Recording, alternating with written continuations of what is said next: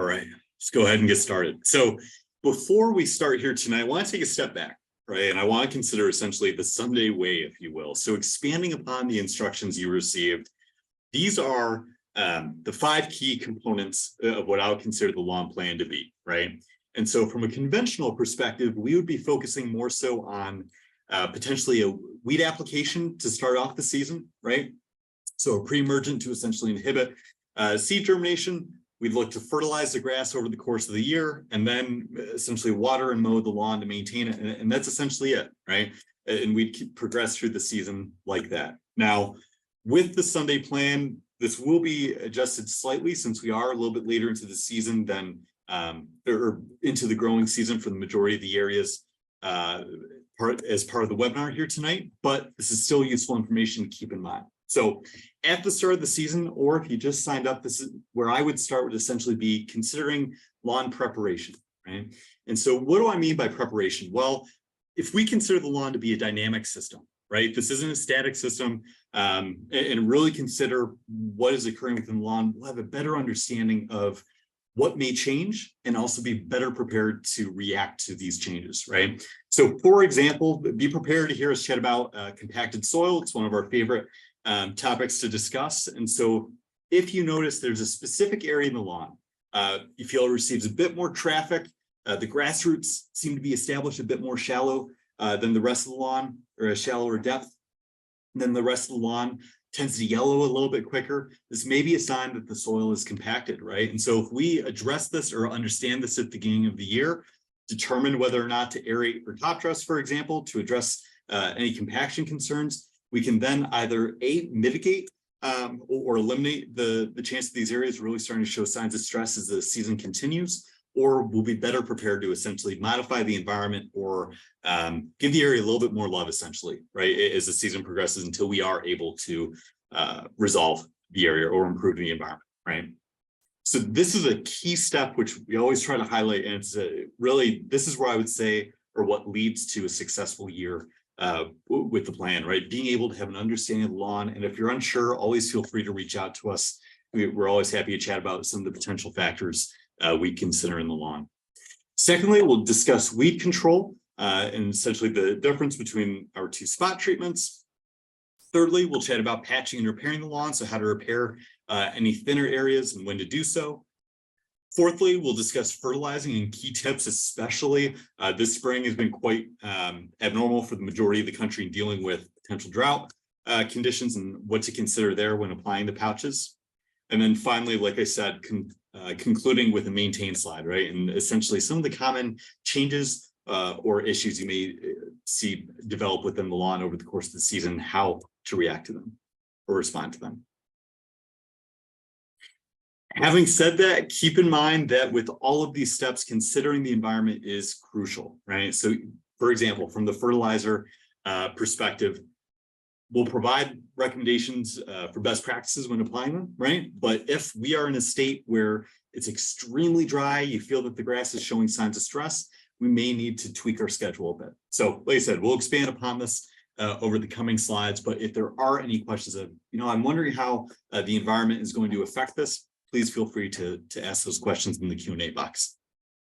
And with that, pass it over to Ivana. Yeah, so this is going to be something that usually you take in during the spring.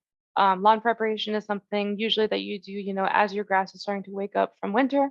But this is also something you can do, especially if you've just gotten started, just taking stock of your lawn and saying, what needs to change or anything like that if you've just gotten a plan. So like Will mentioned, just make sure the first thing, the top of mind is just the environmental conditions, making sure the temperatures are right for any of these practices. For the most part, a lot of these are going to be better to do in the fall this year, just because if it's too hot, we don't want to stress the grass out anymore by adding to its stressors, by dethatching, aerating, anything like that. So just keep in mind, usually this is something you do in spring, but it is a good habit to do, start thinking about it for fall. So some of the things that you want to take a look at is your thatch level. Thatch is the dead grass that's kind of between the living grass and the soil. About an inch or so is actually healthy for the grass. It helps aid in water retention and temperature regulation for the soil. But any more than that can actually inhibit grass growth It can also inhibit water penetration into the soil as well as fertilizer penetration. So if you notice you've got a lot of thatch, start thinking about renting a dethatcher this fall, or if you just want to push it till spring, you can do that as well. One of the ways just to keep thatch down is not to over fertilize. So using our plan is perfect since we adhere to the minimum levels of sustainable nutrition.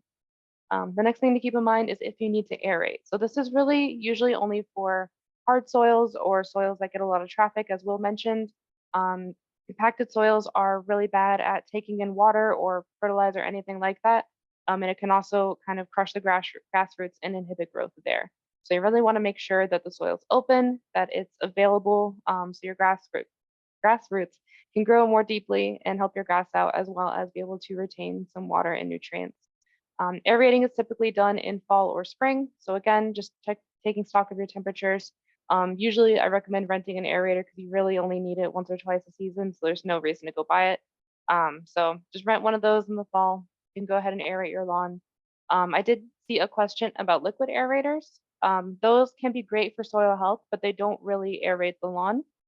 So for any sort of aeration, if you do have a compacted soil or just a heavy clay soil, I would recommend using a core aerator really to just break that soil up and allow oxygen into the root zone.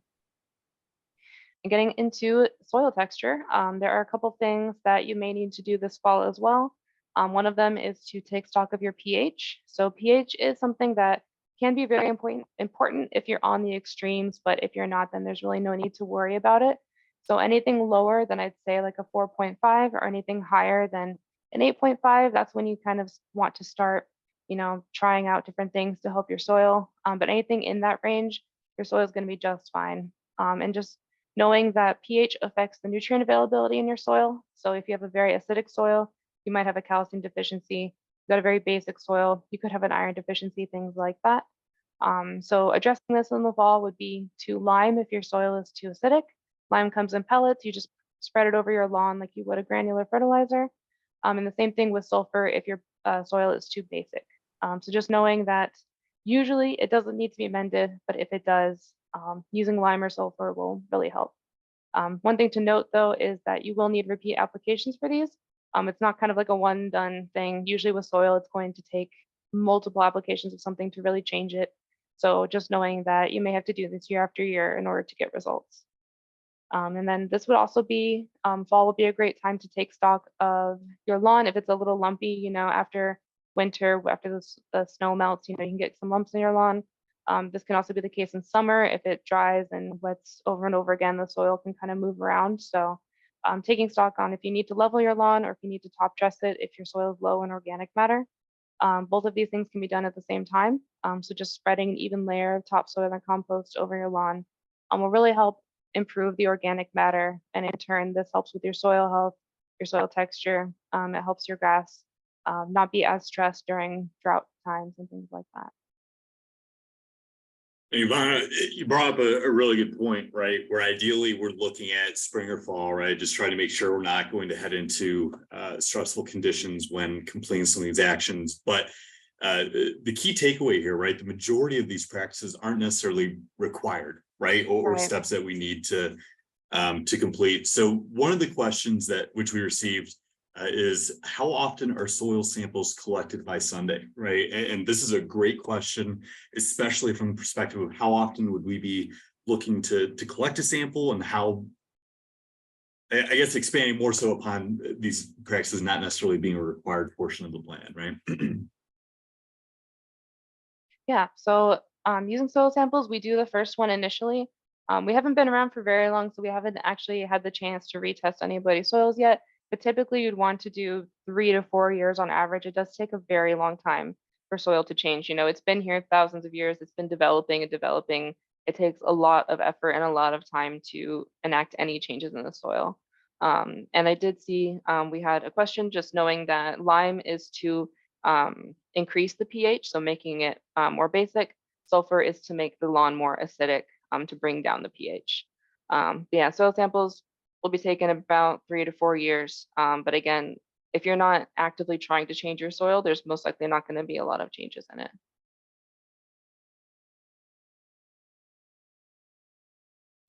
All right, everybody's favorite. Let's talk about weed control. So Again, with weed control, you want to be keep in mind your temperatures. So, I wouldn't do any sort of huge weeding developments, taking out a ton of them during the summer just because you're not going to be able to replace that with grass. Seeding temperatures need to be 65 to 75-ish range. So you don't want to just leave bare soil for more weeds to develop.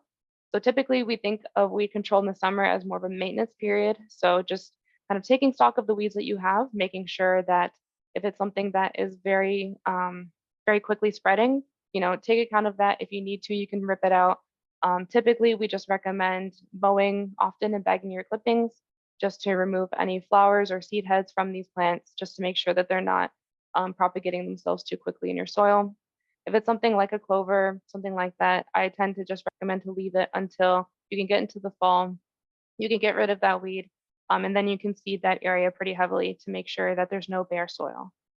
If if you have to choose between weeds or bare soil, I typically choose the weed just because it's covering it, it's keeping the soil there, we're fighting off erosion, just making sure, that we're doing the best thing possible for our lawn, even if we have to wait and stare at the ugly little weeds for just a little bit longer. If it is something that is pretty aggressive or you just can't stand the sight of them anymore, you can spot treat them. We do have two different spot treat options here at Sunday. We have our dandelion doom. It is a selective herbicide for broadleaf weeds, so you can spray it on your lawn and not affect the grass. This is for things like dandelions, clovers, broadleaf weeds, moss, things like that. For a full list of those things, you can go look at our website or you can contact us and we can chat about it. And then for Weed Warrior, that is our non-selective herbicide. So this can damage your grass. Typically, I only recommend using this if you've got a lot of grassy weeds and you're planning on reseeding the area right after. That way you can just use a blank slate, spray it, leave it there, and then reseed the area about a week after. But again, Weed Warrior is one that can damage turf grass, so just make sure you're careful when applying it. If you do have a grassy weed and you're feeling brave, sometimes I like to use like a piece of cardboard and just cover the grass around the area, and then you can spray that weed too. It's not something that really moves around in the soil. It kind of just stays where it is. It is a foliar spray. And again, like I mentioned, mowing often and bagging your clippings is something that is a great gradual solution, something to do during the summer just to make sure that you're keeping these weeds at bay and you're not really allowing them to move very fast. And I realized we chat a bit about this during the lawn care basics webinar and some of the other webinars, but just to highlight, right, the key focus with our plan is we offer these post-emergent spot treatments, right, but we don't offer a pre-emergent. So I know we're transitioning into seeding and why it's beneficial for us to not offer a pre-emergent, but really quick summary, what are your thoughts there in terms of a pre-emergent and why we look to spot treat instead? Yeah, so pre-emergence can be a great way to kind of just make sure nothing's happening. If you just inherited a very weedy lawn and you're a little bit overwhelmed, you can use that. Usually we stay away from them just because they are kind of just a blanket. They're not really going to kill any of those seeds. They're not going to, do anything with those. So the moment that you stop applying it, you go on vacation or you just forget to apply within the window, you're going to get all of those weeds back. So a lot of people will come to us and they'll say, we have a ton of weeds now. What happened? And it's because they were using a service before that applied pre-emergence year after year, and now they're getting all of those weed seeds that have built up and sprouting now. So that's something to keep in mind. Usually pre-emergence are more just like a band-aid fix. We like to use the post-emergence to exhaust that seed bank and just make sure that there's nothing there that can pop up and surprise you.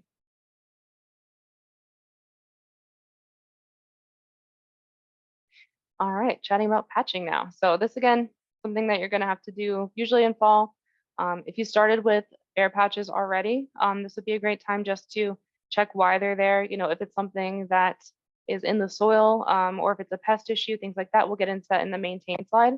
But now is a great time just to see what it is. If you can, I usually like to put like a brick or a paver over the area just to keep that soil erosion from happening. And just again, for the most part, cool season grasses really don't want to grow when it's very hot outside. So just making sure to protect the soil until you can seed is going to be the best option. For areas that are affected by pet spots, you can use our pet patch and then just seed 24 hours after that. It's a great way just to pull any sort of contaminants out of the soil. Sometimes, you'll see pet spots year after year and sometimes you won't. It really just depends on a lot of different factors, rainfall, things like that. I know we got a question about someone had been seeing pet spots year after year, and then one year they didn't. Again, this can just be from the amount of rain or the soil quality or how often you've been applying different products to your lawn. So it's just one of those things you can't predict. Sometimes your dog will go somewhere and a spot will happen. Sometimes it won't. But again, our pet patch product is great for that. You can just spray it over those areas, or if your dog likes to go in a variety of places, you can just spray it over your whole lawn. After that, when you're looking at repairing your lawn, if temperatures are within that 50 to 80 degree range, you want to maximize your seed to soil contact. And this goes also for plugs or sod or anything like that. You just want to make sure to remove any dead material, any debris, rocks, sticks, anything like that from that area. And then you want to loosen the soil a little bit. Typically, I'll take a hand rake and kind of rough it up that way. And that way you can put the seed down, it'll have great contact, and that's really what's going to help it develop strong roots and adhere to the soil rather than just getting washed away if you were to water or something like that. One thing to do after seeding is just to add a little bit of topsoil over it, about a 1/4 inch or so, and that's just going to help keep those seeds moist. It's going to protect it from, pests like birds and things like that who want to eat the seed. I know a lot of people will use peat moss or straw, things like that, and usually those can be great options. I typically tend to stick with the topsoil because it's going to be the lowest chance of weed seeds being in it. Also, it'll just help condition your soil over time as well. So kind of a, all-purpose thing, just putting topsoil on it. It's usually a good idea. What are your thoughts? And I can chime in here too in terms of what I've been doing, but with this spring, right? It's been really difficult where we're essentially waiting to seed for the majority of areas due to some cooler temps, but then spiking right into the summer temps pretty quickly. For anybody who, like you had said earlier, if you just received your package, you have some bare patches, and we're saying, hey, wait until the temps drop a bit or into the fall to seed. What are your recommendations here, right? Because this is a key component of the plan, like you were saying, trying to minimize the amount of bare soil so we don't have to rely on pre-emergent, right? Encouraging that healthy grass growth. So, Yeah. So just, covering the area if you have, something to cover it, like even a tarp would work or a paver, something like that. Just making sure it's covered, but also just making sure that the rest of the grass around it is as healthy as possible. So practicing deep and infrequent watering is something that I cannot stress enough. Just making sure that we're encouraging those roots to grow more deeply, access that water that's deeper in the soil, and really help it stay not very stressed. So having very green, healthy grass around it will help. Typically, there are some cool season grasses that will spread. So like if you have Kentucky bluegrass, it can spread a little bit. So if you have that, adding a little bit of topsoil will help there as well, just to encourage it to fill in that area. It won't be very quick, but it's better than nothing. Right.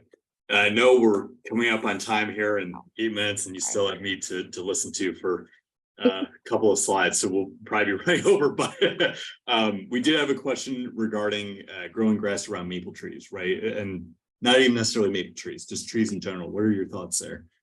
Yeah, so typically what you want to look at with those trees is the amount of shade and then the amount of water they're receiving. So, typically if you look at somewhere where it's very shady, your first thought is, hey, I shouldn't water that area as much because it'll stay wet for longer. This can be the opposite case if you're growing it around under a tree, because those tree roots will take resources away from the grass root zone. So I would just check it, if you're having issues growing grass in that area, try watering that area very deeply and then monitor it over the next couple of days, see how quickly it's starting to dry out. If it's dry the next day or something like that, you're just going to need to keep watering that area a little bit more to encourage growth. Same thing with, if you're fertilizing that area, just hit it a little bit longer with your liquid fertilizer or with granular. Usually you don't want to add too much. So, just keep doing that normally. But yeah, for liquid fertilizer, hit it just a little bit more, just because tree roots will siphon away all the resources from the grass as much as they can. All right, and transitioning to fertilizing. So just a general recap, right? So the My Plan page is a great resource. So with each subscription, you have access to your My Plan page, providing recommended application dates and giving you an overview essentially of the season. But keep in mind that these are a good starting point, right? And while they're the ideal times to apply the pouches, that doesn't mean that the season's a loss if we are unable to apply them at that specific time, right? So I want to take a step back once again and consider the environmental conditions, right? And so the first question I want to ask is not necessarily the temp range, right? In general, we tend to say as long as the temps are anywhere from about 50 to 80 degrees, we can look to apply a nutrient pouch. So if you're in an area where it's going to be above 80 degrees, there were a couple of days in the past couple of weeks where we were consistently about 85 or above, a little south of Buffalo. And so in a situation like that, if the grass is healthy, we could look to essentially apply the pouch in the early morning when it is a bit cooler, right? But notice how I said if the grass is healthy. So that temp range is really the final factor I would consider. I would first start by asking yourself, is the grass stressed? So is the grass starting to show signs? Is it starting to yellow?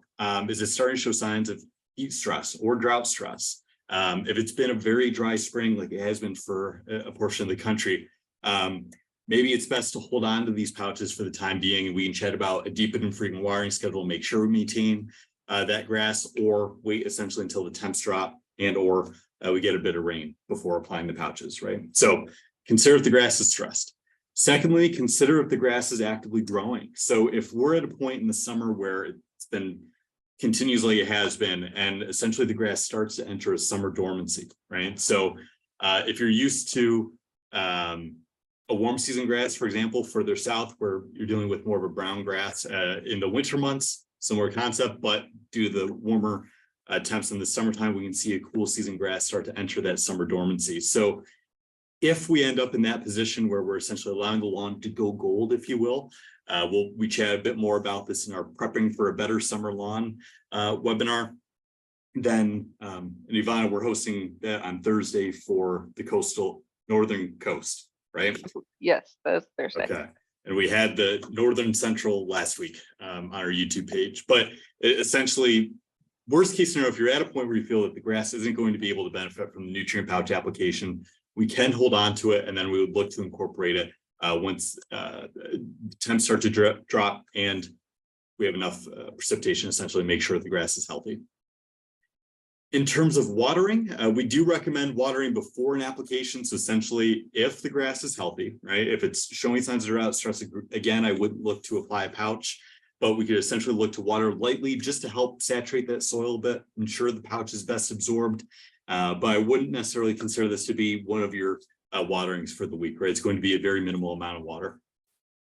And then in terms of after an application, keep in mind that we recommend waiting at least 24 hours to water after an application. So if there's rain in the forecast within 24 hours, if it's a light sprinkle, I'm not concerned, but if it's a downpour, then we'd want to hold on to that nutrient pouch application, ideally.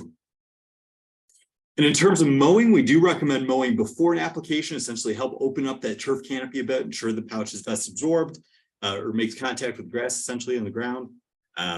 But after a mow, make sure to wait a couple of days just to ensure we aren't essentially cutting off that new growth. And I did want to add on this page in the bottom right-hand corner, you'll see a pouch called Lawn Aid. This is a great supplemental pouch offered on our website. It's a preventive summer stress treatment, but it is a preventative treatment, right? So this is primarily from a heat stress perspective. If the grass is showing signs of stress due to the warmer temps. So this is something that we could consider if you feel that the grass is we're heading into difficult conditions, we could discuss it, but the pouches, which are part of your core plan, are enough to ensure we have the healthy grass, right? This would be more so if we have difficulty with maintaining, we have a grass type which struggles a bit with heat and or running into watering concerns. And Will, I just wanted to issue a correction just to make sure that everyone was aware. I think I may have misspoken in the previous slide. Our dandelion doom is a selective herbicide, meaning that you can spray it on the lawn. It won't affect the grass. But our weed warrior is the non-selective herbicide, meaning that it can damage turf grass if applied on there. Just in case. I couldn't remember if I said it right or not.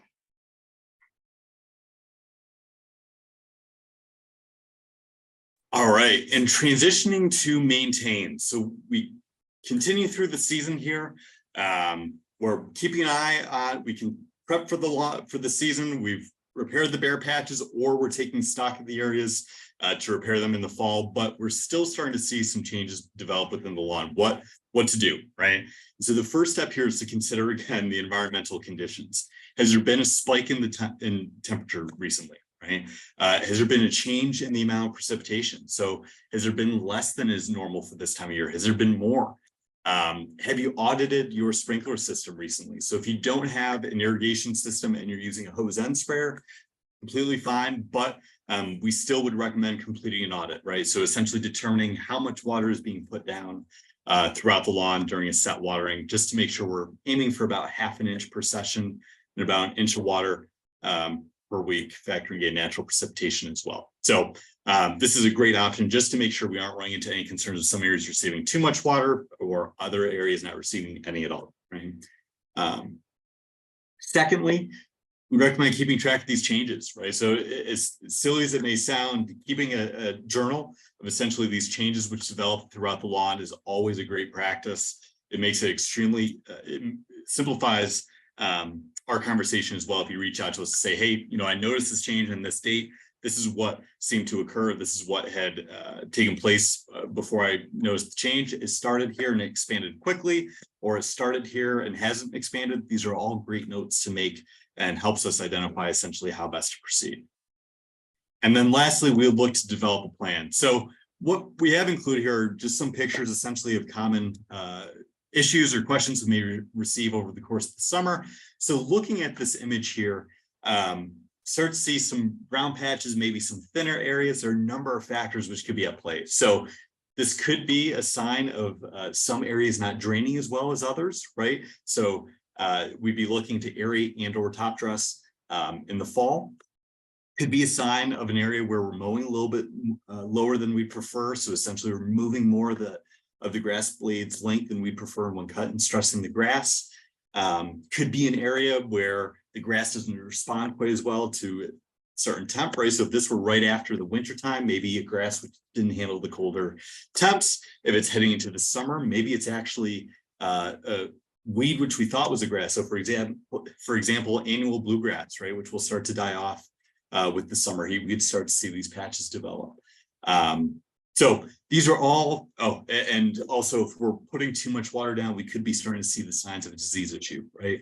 So the natural reaction here, one of the questions we receive is, okay, well, I need to apply more fertilizer, right? If I see patches develop, I want more fertilizer. Well, we don't want to default to this because in most situations, we can end up exacerbating the issue. So if this were a compaction issue, we'd be looking to modify the environment in the fall by aerating and or top dressing. In the meantime, being cognizant essentially of our watering schedule, making sure that we're not allowing water to pool in the area, right? Or watering for too long that we run into issues there. If this were more of a mowing height concern, again, we'd look to raise that mower height, potentially sharpen the mower blade. Grass type, identifying whether to seed with the different grass in the fall. And then if this were a disease concern, essentially in most disease situations, if we're able to modify the environment, eliminate any excess moisture, the issue should resolve itself. So we would not default to fertilizer application here. In this image here, again, this would be more so for the spring, but still useful to chat about here. If you notice areas like this in your lawn, this could be a sign of snow mold. So if certain areas, if you had a good amount of snow this year and you start to notice these patches develop, right? Typically, we're able to rake the area up a little bit, add a little bit of fertilizer, but like Anna said, potentially add a bit of topsoil, we'll see the area improve, right? But we may consider looking to improve drainage, right? Just to make sure that we aren't dealing with any compaction concerns, but also potentially reseed the area, right? But also chat more heading into the fall and essentially making sure we're following a proper mowing height and not resulting in too much moisture being retained. But we'll save that for a future webinar.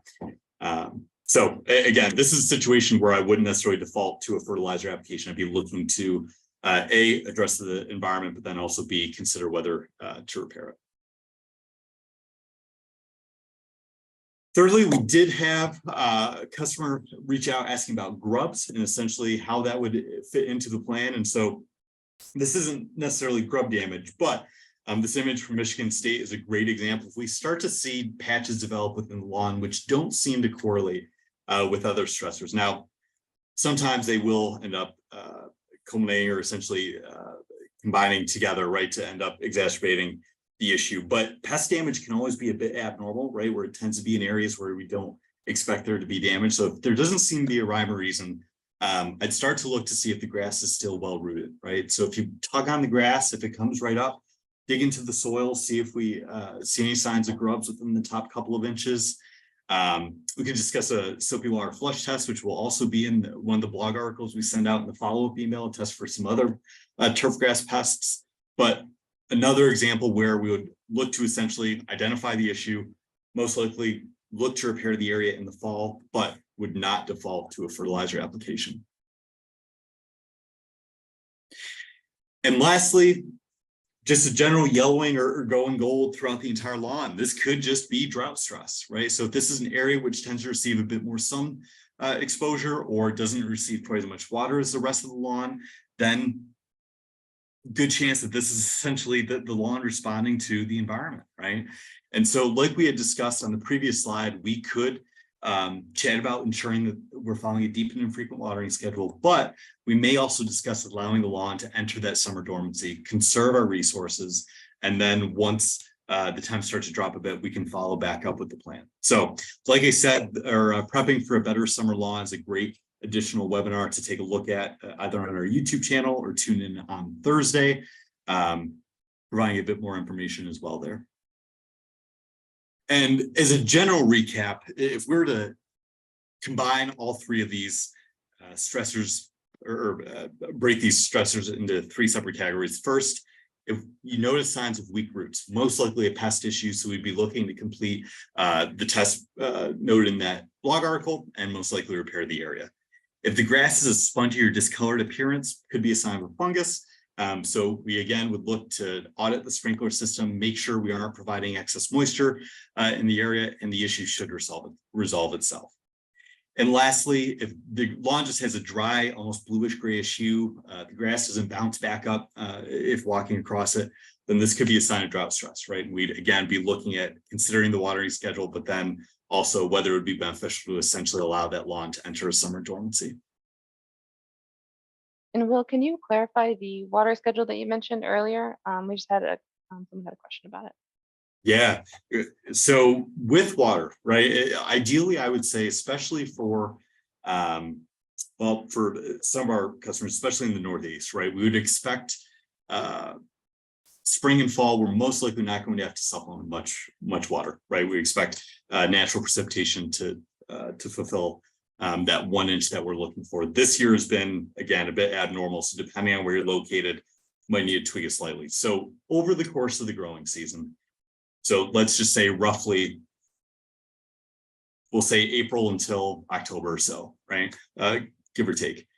We'd be looking to provide about 1 inch of water per week. So in the spring and fall, most likely being met by natural precipitation for a portion of the country. Now further inland, then we might run into needing to water a bit more frequently. But what that translates to is essentially about 1/2 inch of water per session, right? So we'd look to audit the sprinkler system or your hose end sprinkler to determine how much water is being put down and adjust the duration from there. And in terms of frequency, again, looking to put down about 1/2 inch per session and really not looking to go above 3 waterings per week, right? So we're typically looking at 1 to 2, potentially none, depending on the amount of natural precipitation. But if we're at a point where you feel that we're getting to daily watering or every other day, then we want to reevaluate essentially where we're at, right? And make sure that we are providing or encouraging those deeper roots for the turf grass, right? Really good question.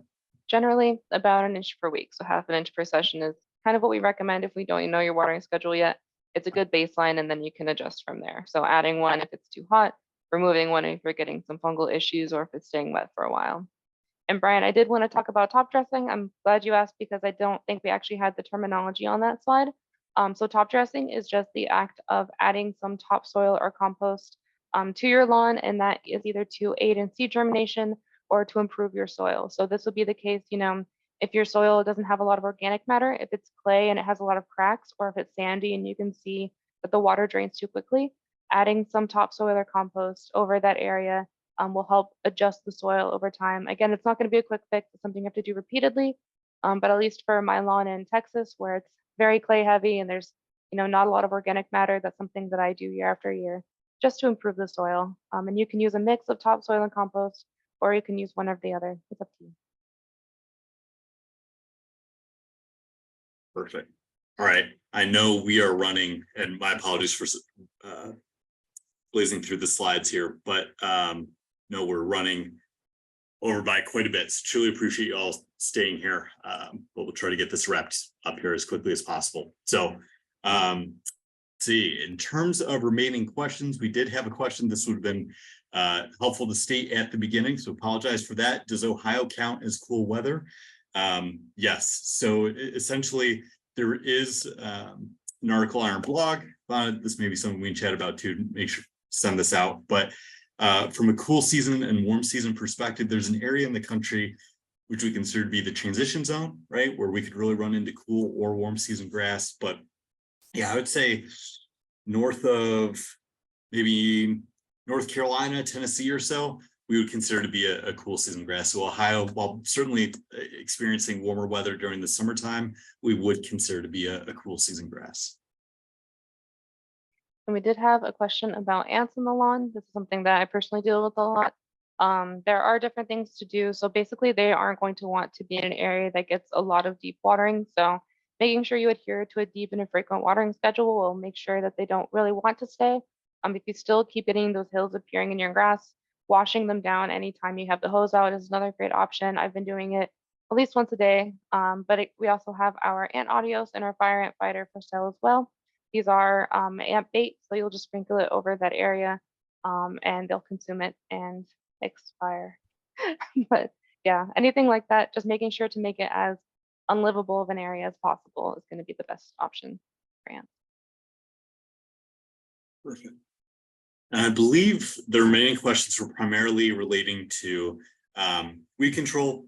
So like we discussed, our focus right now is essentially looking to modify the environment to minimize our presence moving forward, right?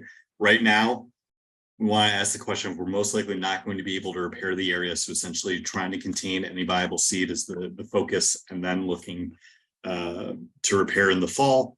But in terms of chickweed and crabgrass specifically, chickweed, dandelion doom would be great. Crabgrass, being grassy weed, would require a non-selective herbicide such as Weed Warrior. But Ivana, Ivana's our weed guru, so I'll defer to her to expand upon this. Well, chickweed is usually pretty weak, so I typically just hand pull it as I'm going through my lawn. Crabgrass, on the other hand, can be a bit of a pain. That is something I would try to address as you see it, even if it does leave a bare patch.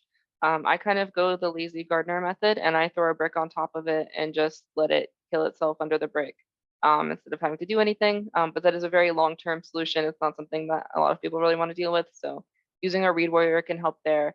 Covering your grass with cardboard and spraying it will minimize damage. But that is something you kind of want to keep an eye on because crabgrass can kind of move through the lawn, and before you realize it, there's a good bit there. All right. Oh, and one last note here. We did have a question about grub control. So like we said on the previous slide, checking to see if the grass is well rooted, and then digging in the soil would be great. Primary focus here is just maintaining a healthy, thick lawn, right? Minimizing sparse areas or thinner areas to minimize our presence moving forward. There is a product available on our website, currently sold out, but can be purchased elsewhere, called Grub Gone. That can be used in both a preventive and curative manner, essentially. So that's a great product to look into, but primary focus here is maintaining the healthy turf.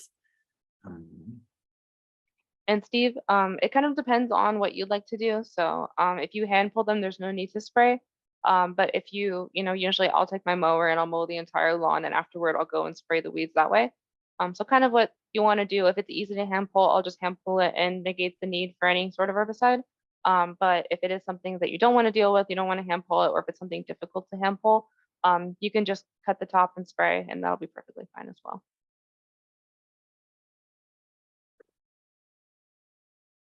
All right. Well, thank you, everybody. Like I said, apologize for running over here. but appreciate you all staying tonight. Please feel free to send any follow-up questions to webinars@getsunday.com. We're always happy to chat. But just a reminder, you will be prompted with the follow-up survey for order of operations, cool season, lawns, and hope to see you at a future webinar. So like we said, Thursday would be a great webinar to keep an eye out for as well. Specifically, if you have a cool season grass on either the West or East Coast, and they have questions about summer lawn care. So have a great rest of your night and take care. All right, bye, y'all. Have a good one.